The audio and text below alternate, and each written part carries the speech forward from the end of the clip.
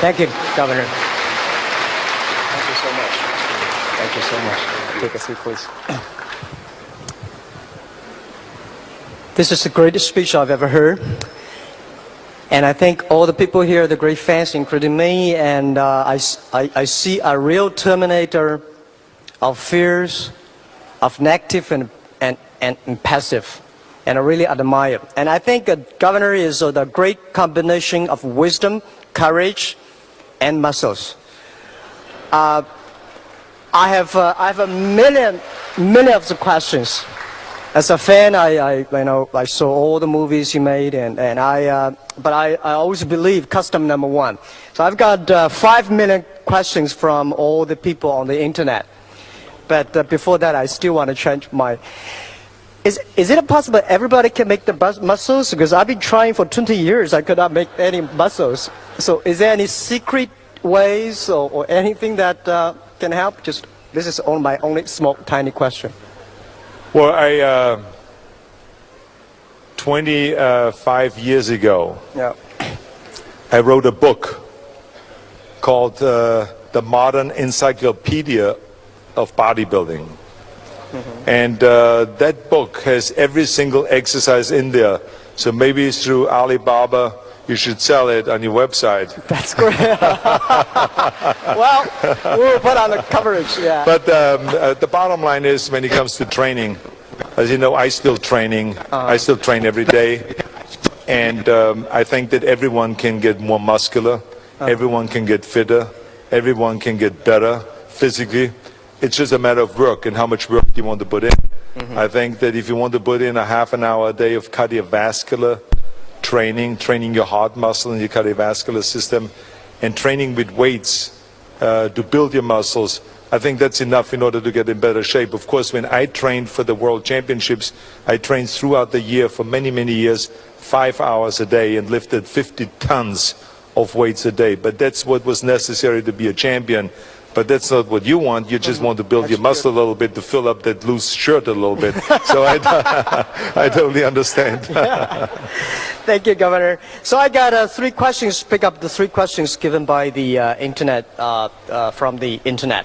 The first, as you know, our audience is made up of many small business people who have also have a dream. From your perspective, what are the keys to success that they should focus on? Well, as I said earlier in my speech, I think one of the most important things is to have vision and to go and have courage, because there's too many people around always that say it can't be done, or it won't happen, or you can't make it. And I've heard that literally my entire life, because I always had crazy ideas. What was crazy, not for me, but for other people. So when you're like in Austria, like I said, and you say you want to be a world champion in bodybuilding, and I want to get into weightlifting, my parents didn't believe in it. My friends around me thought that it was impossible. I should become a soccer champion and so on, or a ski champion. Those are Austrian sports. But they didn't believe it. But I didn't listen to them saying, no, it can happen.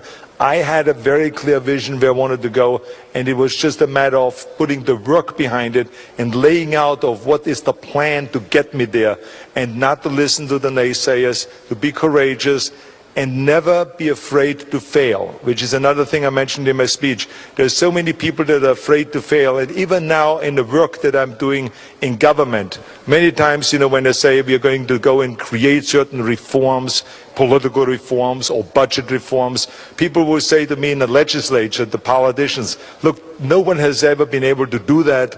I don't think you will be able to do it. But it doesn't matter if no one has ever done it. I mean, that's why records get broken. You should never go and take no for an answer, and you should never really be afraid to fail. I have failed several times in a political world. I've failed many times in my movie world. I've failed in bodybuilding. I've lost competitions. But that should never make you shy away from striving towards the top. I mean, you will always know when you fail, then you just get up and do it again. And you fail maybe again, and then you get up and do it again. Just you got to be persistent, and it's always those that can fight through the pain and through the agony. Those are the people that end up then successful. Thank you. Well, we believe instead of studying a person's success and trying just to copy it, it's better to learn from the mistakes he made. So, can you talk about some of the mistakes you felt you made in building your career and how you reacted to it? A lot of people worry about the mistakes and things. Well, I remember in bodybuilding competition, for instance, there was a time where I was so impatient, where I wanted to gain more weight than you really could in specific muscles. So I gained not only muscles but also fat, and I lost the competition because of that. So I recognized that right away, and then the following year I trained very hard. I trained harder than ever before. I went on a much more strict diet, learned from this mistake, and then I won and never lost again. So this is, I think we learn, if you're very smart, you learn from the mistakes. That's why I always say there's nothing wrong with failing as long as you learn something from that. I've seen, for instance, in politics, I've sometimes tried to make certain changes, but I was not inclusive enough. I was not skilled enough in the beginning to bring Democrats and Republicans together. And I failed. And I learned from those failures, got advice from experienced people, and then moved forward and was much more successful after that. So I think that those things happen because you cannot start always being perfect and knowing it all. I think that life is a continuous learning process, and I'm still learning. Every day I'm learning on this job as governor of the state, and it's a wonderful experience that the whole state of California, the whole country, the whole world becomes one great classroom where you learn all the time and improve your skills and improve your policies and everything like that. So there's nothing wrong with failing. You have to learn from that. Thank you, Governor. Well, Governor is the unique example that the transfer from an actor to a great politician and political leaders. So I think as an actor, you make decisions for yourselves, but as a political leader, you make tough decisions for the public. So being chief executive means you sometimes have to make tough decisions. Can you give us, the audience, some of the perspective about the toughest decisions that you have ever made in the past 8 years as the government officer?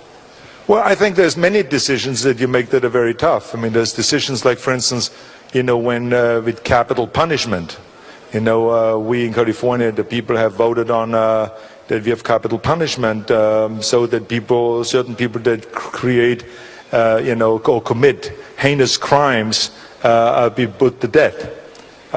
So when you have all of a sudden, when you get a phone call like that at midnight, do you want to pardon this person or do you want to get them off the hook or something like that? These are tough decisions that you have to make. You have to. Also, it's tough when you, for instance, have a financial crisis and you do not have the amount of money that people want you to spend on various different programs. In California, we have in our constitution that you have to balance the books. You have to balance the budget. We in California do not print extra money. We don't have our own printing machine for money. Washington can do that, but not California. So you have to basically live within your means, and you have to call people that are, for instance, leaders in foster care, and have to tell them that, look, we don't have the amount of money that we had last year. We have to make some cuts in those programs. You have to call the education leaders and you have to say, look, we have a limited amount. We have to maybe cut $3-4 billion from education. There's a very tough decisions to make because I love children, I love education, but still that's all the money that you have. Law enforcement calls and says we need to put more cops out on the streets because we have an increase in crime and an increase in gang violence. And you have to tell them we don't have enough money. We have to reduce by 10% the funding for your programs. If it's with prisons and so on. So there's a lot of tough decisions that are being made every day. But, that's the job that I wanted. I had a real need to go and give something back to my state that has given me everything. California is without any doubt the greatest place in the world. I love California. I moved to California. Many people from around the world want to move to California. It's really the land of opportunity. And so for me to work now for 7 years for free for the state and to take on those challenges and make those tough decisions is a great honor for me. I'm honored to be able to do that and represent the people of California. Thank you, Governor. I think I think your answer gives me the courage because we too face big challenges because Taobao has over 300 million users and every decision that we are making is very tough, very difficult. But as you say, and I agree, it's a great honor for us to do this job. It's the job we choose, it's a job I love and I passion. Thank you. And you're doing a great job with that. And I should just tell everyone here that I'm very excited about the fact that Alibaba is also expanding in California. And that's very important for me as governor to hear that you're creating jobs. You've already created 20,000 jobs in California. I know your goal is to bring, to expand and buy more companies in California and in the United States, and that you will create in the future another 100,000 jobs. And I hope that all of those 100,000 jobs don't go all over the United States, but come to California, okay? So that's a promise that I need from you. Thank you. We will keep on investing in California because I think California gives us a lot of inspirations. The Silicon Valley, and I think I personally learned my English in the Hangzhou West Lake.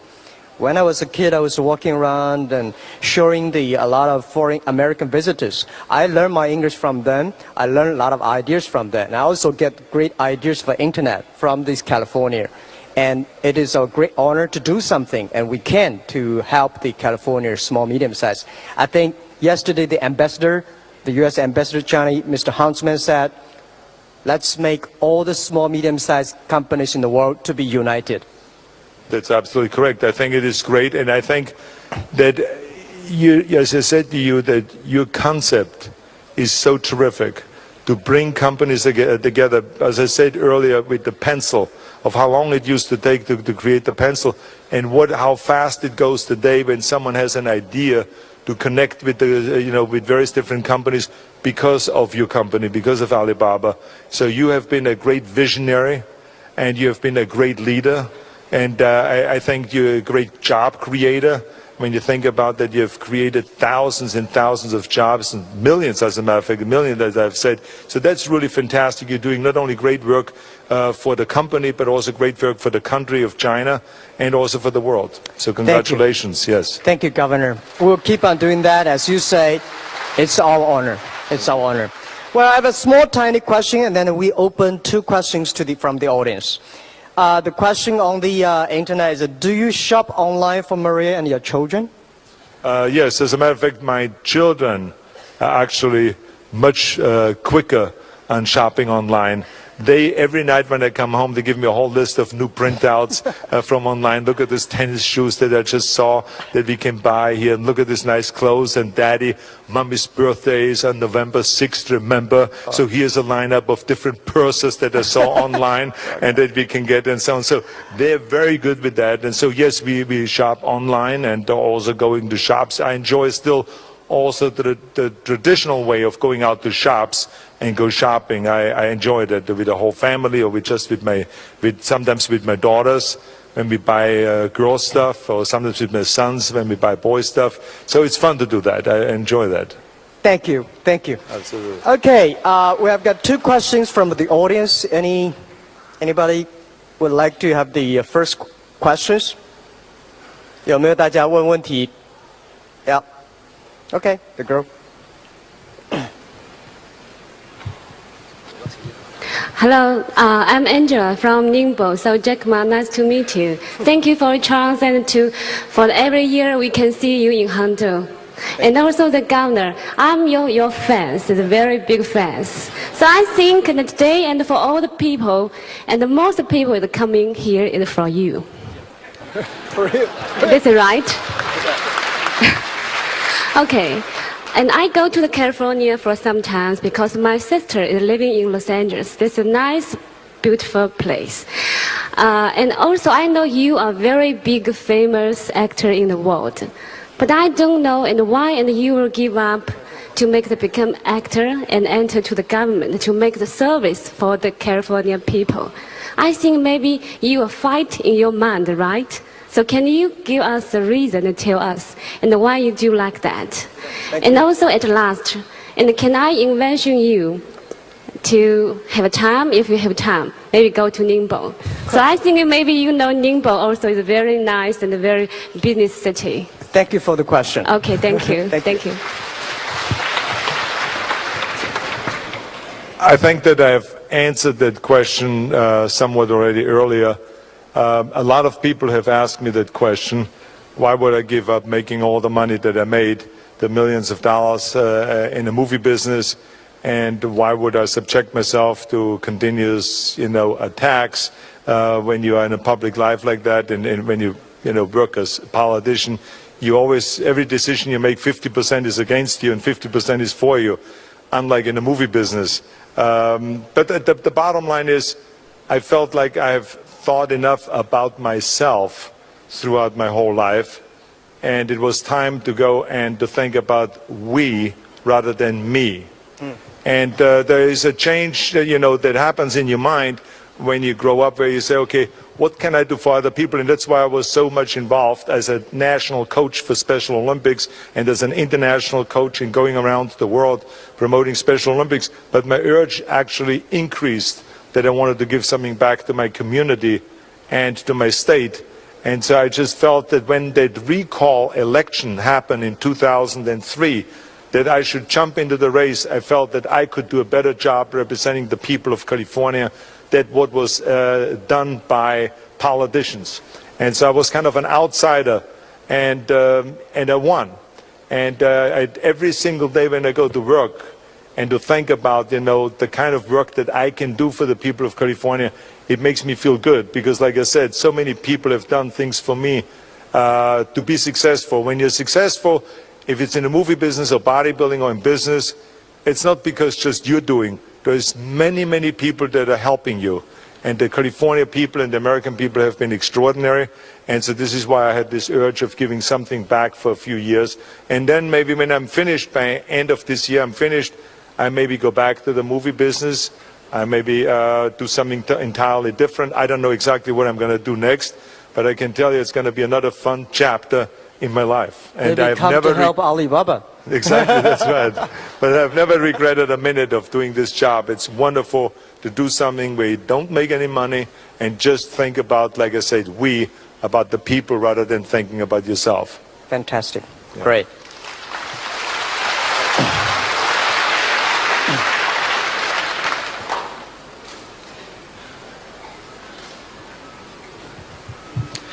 Mr. Governor, we know that under your leadership, California was or has been a leading state in the green economy and the green technology in the states.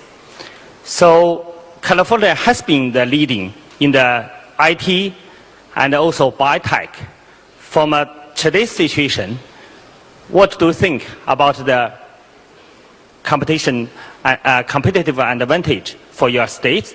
And also, what do you think in this role you can take the advantage to push the world towards what you dreamed? Thank you. First of all, let me say that I promised the people of California when I ran for governor in 2003 that I will make sure that we don't have to choose between one or the other, between the economy and between the environment. I was always a big believer that you can promote both the economy and the environment. And this is why when I came into office, we started creating the Million Solar Roof program to build more solar roofs in California. We started the Hydrogen Highway so that vehicles that are powered by hydrogen fuel can have fueling stations all over the state of California.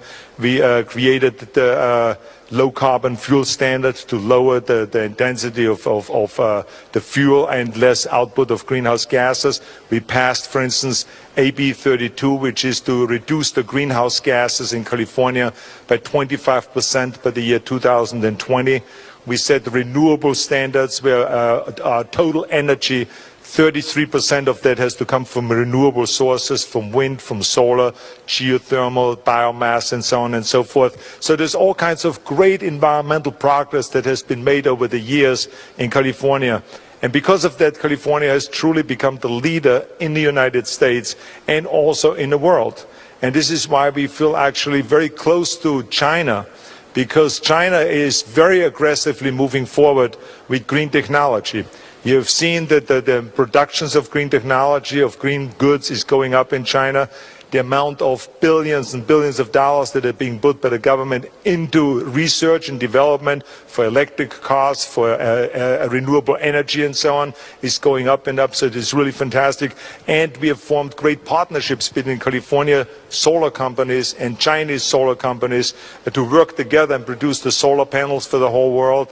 And as a matter of fact, there's California companies right now building some of the biggest solar plants in China. The Chinese delegation comes over to California for the governor's global climate conference, and we work together on climate issues. So China and California have become really good partners when it comes to environmental issues. And I'm very proud of what the Chinese are doing and what their goal is, even though it's very, very challenging for China because of the tremendous growth that is happening here, economic growth or GDP growth of 9 to 10% a year. To keep up with your infrastructure is a huge challenge, but to also keep up with your energy production is a huge challenge. So there's huge challenges that China has in the future because of that, but there's what they call growing pains. So it's good to have growing pains. Every company has, when they grow fast, they have growing pains. Countries have growing pains. But I think that China is really making an effort to become much more green, to be reducing pollution. So is California, and now we are pushing the whole United States to do the same thing, because the whole United States is not quite there yet. President Obama is there, but Congress isn't there yet. So this is why we have to push Congress now and the other states to be equally as energy efficient and also to be as environmentally conscious as California is or as China is. Thank you. Well, since I saw the eager eyes from the audience, and I know it's precious for us to for you to come here.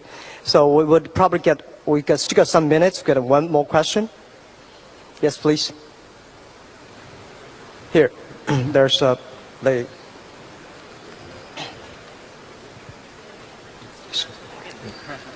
Thank you so much. Thank you, Mr. Ma and Governor Schwarzenegger. Just had a simple question to you, Governor. How do you feel about the rule that you have to be born in the US to be the US president?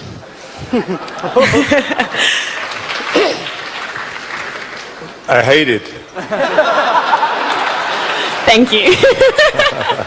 But at the same time, I have to just say that every single thing that happened to me in my life, every success that I've had in my life is because of America. Everything. I could have gone anywhere else in the world. I would not even have had 10% of the success that I had in America. So therefore, because of one single thing that I can't do, I'm not going to complain. Like I said, I hate the law. I don't like it. But I will never complain about it, because I wouldn't be sitting here. I wouldn't have the success that I've had in my life if it wouldn't be for America. So I always say every day, thank God for America, that America gave me that opportunity and this many chances, and gave me my beautiful family, my beautiful children, my wife, and everything like this. So I'm the happiest camper. I will not switch with anyone in the world. That I can guarantee you. So thank you for the question. Thank you, Governor, for your time. And now, Jack, before we go, I know that you had a birthday yesterday. Yes. And you celebrated your 24th birthday, right? 28. Okay. So I have a little gift for you here. Oh.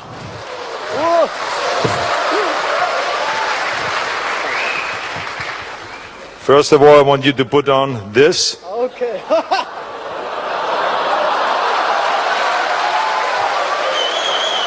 Open it up.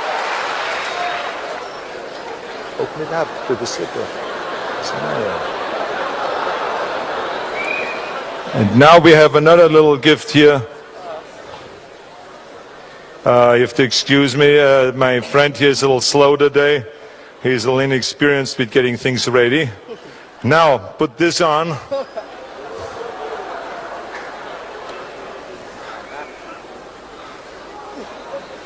Now this is the Terminator right here, ladies and gentlemen. Jack Ma. Good to see you. Thank you very much for having me here. You're looking cool. So when we do Terminator 5, you're going to be in it, okay? All right, good. Thank you very much. Thank you. Thank you. Thank you all. And I'll be back. Thank you. Thank you very much. Thank you. Thank you.